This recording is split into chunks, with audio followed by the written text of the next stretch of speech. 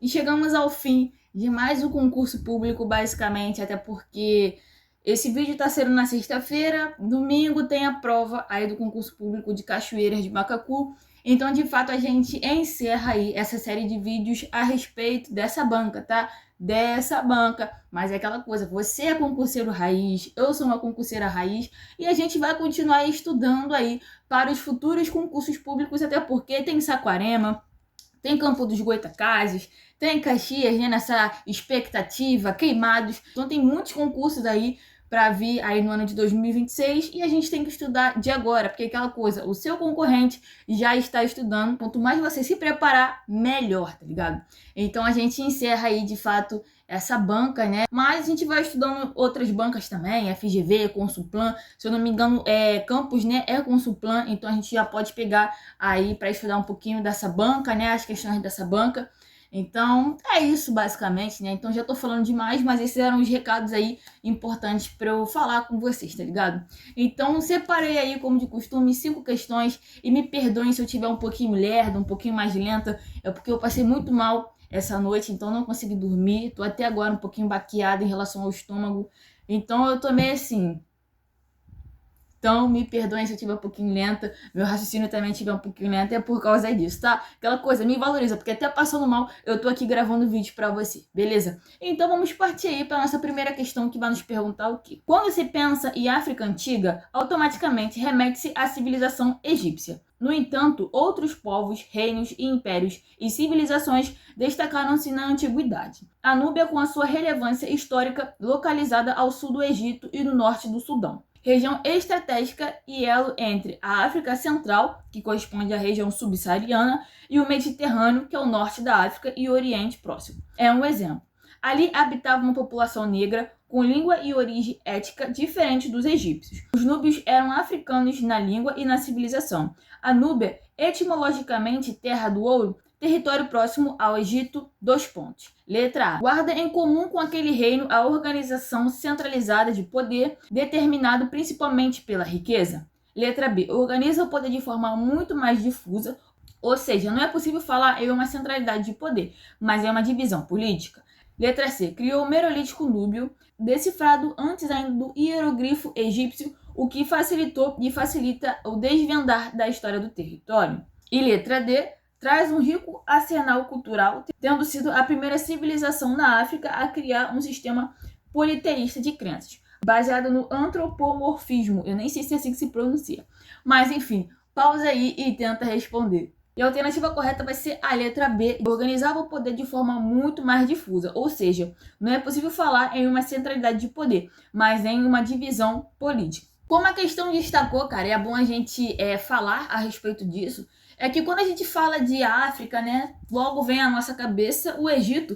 E para falar a verdade, cara, quando a gente fala do Egito, né, isoladamente, sem situar ele na África, a galera vai achar que, mano, o Egito tá em qualquer lugar, menos na África, tá ligado? Ainda tem muito isso. A gente não fala Egito, a pessoa automaticamente vai lembrar, assim, da África. Você pode até fazer esse teste, tá ligado? A galera vai achar que, tipo, Egito, não, pô, não foi na África, entende? Porque sempre associa também o continente africano, né, os demais países e territórios que estão lá, sempre associado a essa questão da pobreza, essa questão da escravidão. Então, tipo, Egito, mano, Egito é uma civilização bastante antiga, bem avançada, não faz parte desse continente, mas sim o Egito, né, faz parte desse continente, aquela coisa. A África também é um continente, não é um país. Então, assim, tem muito essa questão em relação ao Egito e à África. Mas como a questão deixou claro, né, quando vai falar de África antiga, a gente também lembra automaticamente do Egito e só fica ali naquela redoma do Egito e pronto, acabou, não aconteceu história nenhuma, nem outros territórios, em outros reinos, em outras civilizações. Só ali no Egito, tá ligado? E a questão vai destacar que não teve somente o Egito. Ele vai dar o exemplo aí da Núbia, tá ligado? A Núbia também vai ser um território bastante importante, até porque tá numa região bastante estratégica, tá? Faz conexão com várias partes do continente africano, então é uma parte muito importante, tá? Talvez até uma rota comercial importante nesse contexto. E vai dizer o quê? Pô, é uma civilização também bastante antiga, tem suas peculiaridades culturais, étnicas, linguística, tá ligado? Então ele vai deixar claro essa questão. E a alternativa correta, né, a letra B que a gente marcou, ela vai destacar um ponto que vai ser justamente essa questão da forma de poder, que vai dizer o que, cara? Basicamente não teve um poder centralizado, muito pelo contrário, vai ter fragmentação fragmentação ao longo do tempo em relação à política. Então, automaticamente, você não tem uma centralidade no poder, vai ter uma fragmentação política. Então, a cada momento na história da Núbia, cara, vai ter alguém comandando, vai ter um reinado diferente, vai ter um grupo político diferente no governo. Então, automaticamente, isso vai ter uma quebra política. Ela não vai ser, assim, homogênea, centralizada. Muito pelo contrário. E aí, talvez seja até um contraste, né, em relação ao Egito, né? O Egito também tem aquela questão de dinastia, fazendo de fato ali um contraste com a Núbia, que já era uma política mais fragmentada. E vamos aí para a questão de número 2, que vai perguntar o quê? A mineração, como já mencionado, foi uma das atividades econômicas mais importantes no Brasil colonial, e em particular na capitania de Minas Gerais. Segundo Paiva, 2002, foi nesse contexto que as populações africanas introduziram técnicas diversas no processo de mineração, trazendo ao Brasil tecnologias como canoas, tradicionalmente feitas de madeira, rasas e medindo de 2 a 3 palmos de diâmetro, e baterias, recipientes de couro de boi, cuja função é reter o ouro. A despeito dessa importância histórica e da significativa presença de tecnologias e conhecimentos africanos e afrodescendentes na atualidade, os estudos do tema ainda são relativamente escassos. Em relação ao escopo tecnológico africano, vamos às alternativas. Letra A. Os saberes são amplos e diversificados, excetuando apenas áreas como matemática e medicina. Letra B. Existe uma grande impossibilidade de comprovar de fato a sua origem, pois toda a tradição era passada pelos griões apenas oralmente. Letra C. Os estudos apontam que os portugueses já usufruíram dessas técnicas africanas nas fabricações de azulejos e vidros, originários especialmente na África. E letra D. Pesquisas evidenciam a presença de conhecimentos africanos nas construções coloniais e imperiais, tais como o pau a pique, o pilão de taipa e a cantaria. Então pausa aí e tenta responder. E a alternativa correta, cara, vai ser a letra D. É aquela coisa que a gente vem debatendo, né, vem discutindo ao longo aí dos nossos estudos para essa prova. A partir do momento que os africanos chegam aqui no Brasil, tá ligado? Eles têm muito conhecimento, eles têm uma cultura, eles têm arquitetura própria, tá ligado? Então, automaticamente, esses conhecimentos, eles vão ser incorporados na cultura local, principalmente onde eles estavam. Então, teve essa questão também da mineração, muitas técnicas, né, que eles já utilizavam lá, porque lá nos territórios africanos também tinha essa questão do ouro, de pedras preciosas. Então, eles já conheciam essa questão da mineração, já conheciam técnicas que aqui foram utilizadas também. Foi o que eu falei, a gente sofre influência, né, da cultura africana até hoje, tá ligado? Até hoje, né? Tudo bem que aqui o Brasil é uma mistura de povos, a gente sofre influência, né, da cultura indígena, da cultura europeia e da cultura africana. E aí nasceu o povo brasileiro, tá ligado? E chegamos aí na questão de número 3, na metade do nosso simulado, que ela vai nos perguntar o quê? A Revolução Farroupilha é o tema mais trabalhado pela historiografia rio-grandense. O movimento é o fato histórico que ganhou maior relevância, tanto na produção historiográfica quanto no imaginário popular. Ao longo do tempo, entretanto, a memória da Revolução tem sido constantemente modificada, proporcionando inclusive controvérsias e impasses na produção historiográfica. O ano de 1835 marcou o início da Revolução Farroupilha no Rio Grande do Sul, caracterizada, entre outros fatores, por letra A. Protagonizar o início de outras rebeliões regionais no Brasil, sendo vista como exemplo e inspiração. Letra B. Ser um movimento reivindicatório por mais autonomia que evoluiu para o separatismo e republicanismo. Letra C. Defender o regime imperial brasileiro, querendo apenas reivindicar algumas mudanças de cunho econômico. E letra D. Preconizar a autonomia e soberania das províncias e, ao mesmo tempo, implementar uma política unitária, submetendo-as à centralização ditadora. Então, pausa aí e tenta responder. E a questão que melhor vai se encaixar aqui, cara, nesse contexto da Revolução Farroupilha, né, que vai indicar, né, um dos seus motivos e depois a sua evolução, vai ser justamente a letra B. Então vamos lá, né? Se você está acompanhando aí essa série de vídeos, né, também a série de vídeos do Resolvendo Questões do Enem, cara, você já conhece um pouquinho aí da Revolução Farroupilha, porque eu já falei dela aqui no canal. Esse contexto aqui, onde aconteceu a Revolução Farroupilha e outras revoluções também de cunhos separatistas, né, vai ser no período regencial. O período regencial é aquele período que Dom Pedro II é apenas um menino, tá ligado? Não tem condições ainda de governar. Mas voltando para essa questão da Revolução Farroupilha, a Revolução Farroupilha, de primeiro momento, era uma revolução que o quê? A galera estava insatisfeita, principalmente com essa questão de impostos, né?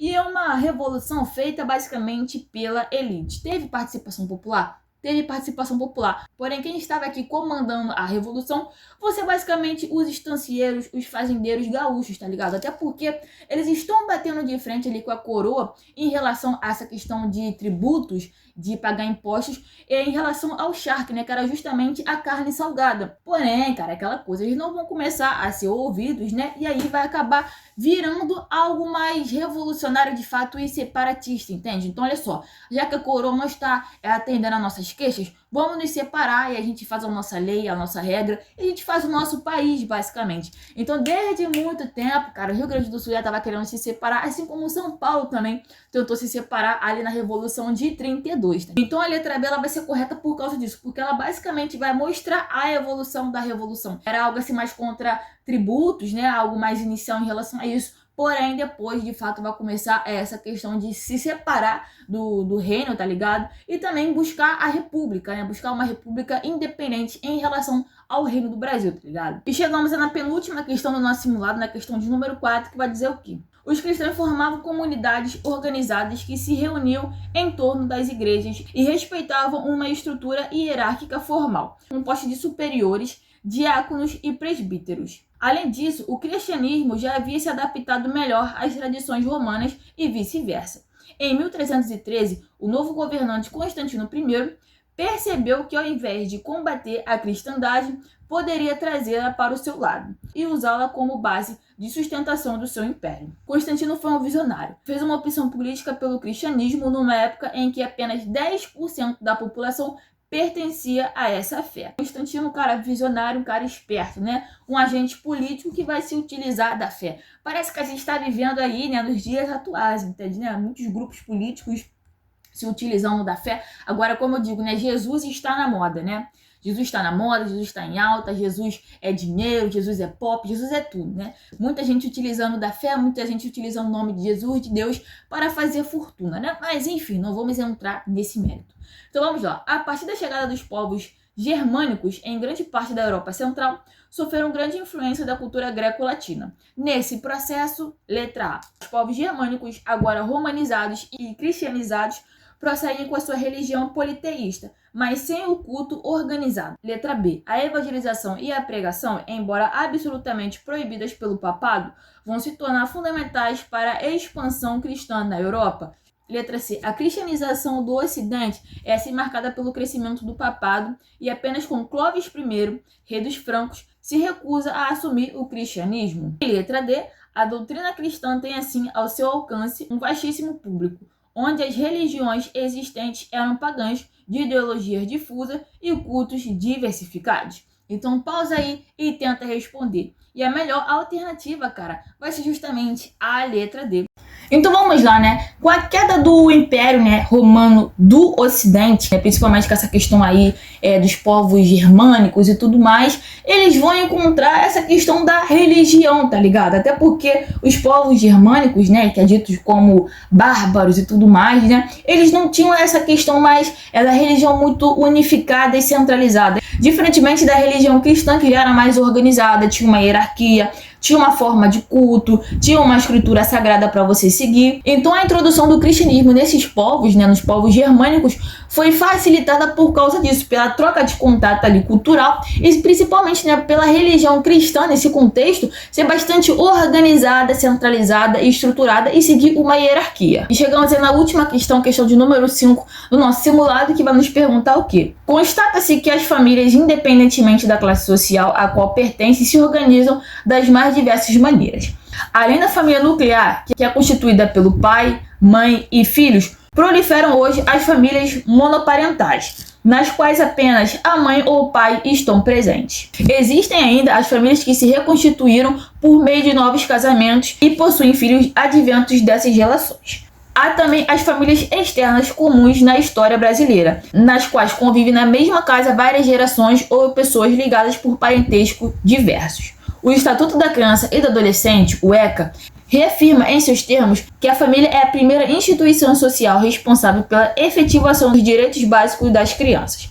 Em relação às crianças, cabe, portanto, às instituições educacionais, letra A, estabelecer um diálogo aberto com as famílias, considerando-as como parceiras interlocutoras no processo educativo infantil. Letra B, estabelecer alguns limites para os arranjos familiares da atualidade, através das exigências que só a instituição educadora pode impetrar. Letra C, identificar e garantir as condições físicas, sociais e morais em que as crianças coabitam, de forma a garantir condições mínimas para a educação.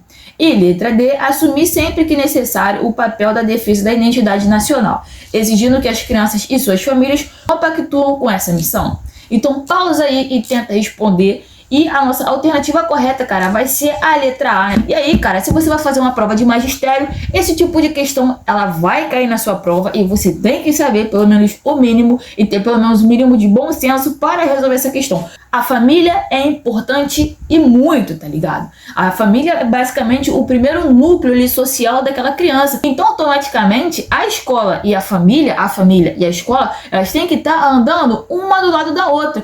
A família sempre tem que estar muito atenta, né, a cumprir tudo que está direitinho ali no ECA e também buscar por direitos, tá ligado? Para aquela criança dentro da sociedade, na escola. E uma coisa, cara, que infelizmente vem acontecendo, né, que a família terceiriza a educação, né, aquela educação de você dar carinho, de você educar de fato a criança, tá terceirizando tudo isso para a escola. A escola hoje em dia tem que ensinar português, matemática, história, geografia, mas também educar a criança, entende? Enquanto a escola já não tá dando conta nem de ensinar o português, a matemática básica, direito, tá ligado? Porque a educação tá sucateada, ainda tem que estar ali atenta a outras questões também, pessoal, muitas das vezes da família. Só que aquela coisa, né? A teoria é linda, né? A família e a escola andando junto. Mas na prática, a gente sabe muito bem que muitas das vezes isso não acontece e a criança só vai sozinha e vive a vida e a escola tem que estar ali sempre amparando essa criança. Então é isso, gente. Espero que vocês tenham gostado do nosso simulado.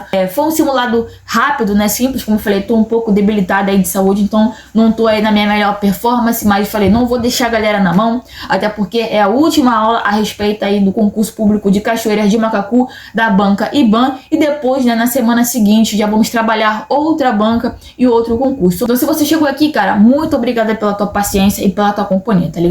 E se você gostou desse conteúdo, quiser deixar o seu like, vai me ajudar ainda mais. E se você quer ter acesso a mais conteúdos como esse aqui, cara, é só me chamar aqui no WhatsApp pra gente bater um papo, onde eu vou te apresentar o meu curso de história voltado para vestibulares e para concursos públicos. Beleza? Então não marca bobeira. Então é isso, gente. Muito obrigada por assistir até aqui e até o próximo vídeo. Valeu!